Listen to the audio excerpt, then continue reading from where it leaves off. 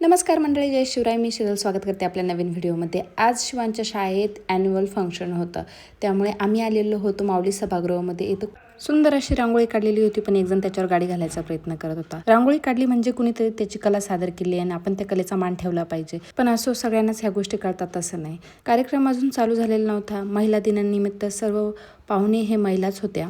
सगळ्यात आधी पाहुण्यांनी दीपपूजन केलं. दीपपूजन का केलं जातं तुम्हाला माहिती आहे का? कोणत्याही चांगल्या कार्याची सुरुवात ही गणपती बाप्पाच्या आशीर्वादानंच होत असते, म्हणून पहिलं सॉन्ग होतं ते गणपती बाप्पाचं होतं.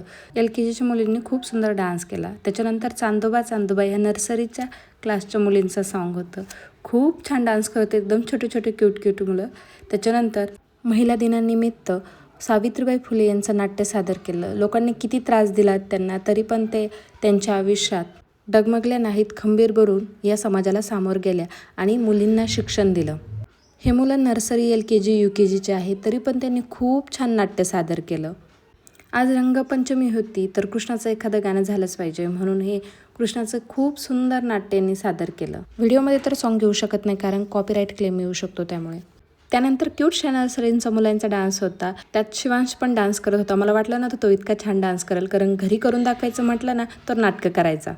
2-3 गाण्यांमध्ये शिवांशने डान्स केला. फक्त शिवांशनेच व्हाईट कलरचे सॉक्स घातले होते आणि शिवांशला फ्रंटला पाहून मला पण खूप छान वाटलं. ह्याच वयात मुलांची स्टेज डेअरिंग पण छान वाटते. आता तुम्ही सांगा बरं, हे कोणतं सॉन्ग आहे?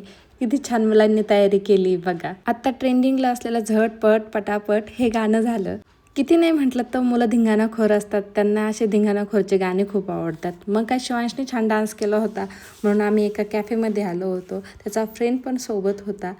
मग काय शिवांशची फेवरेट असलेली आईस्क्रीम घेतली. म्हटलं अरे आधी सँडविच वगैरे काहीतरी खाऊ, पण तो म्हटला नाही मम्मा, आधी मला आईस्क्रीमच खायची. आज त्याचा दिवस होता, तर मग त्याचं ऐकावंच लागलं.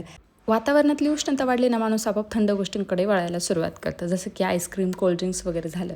सँडविच समोर आलेलं आहे, आता सँडविच खाऊन फस्त करूया. भेटूया नेक्स्ट व्हिडिओमध्ये. बाय.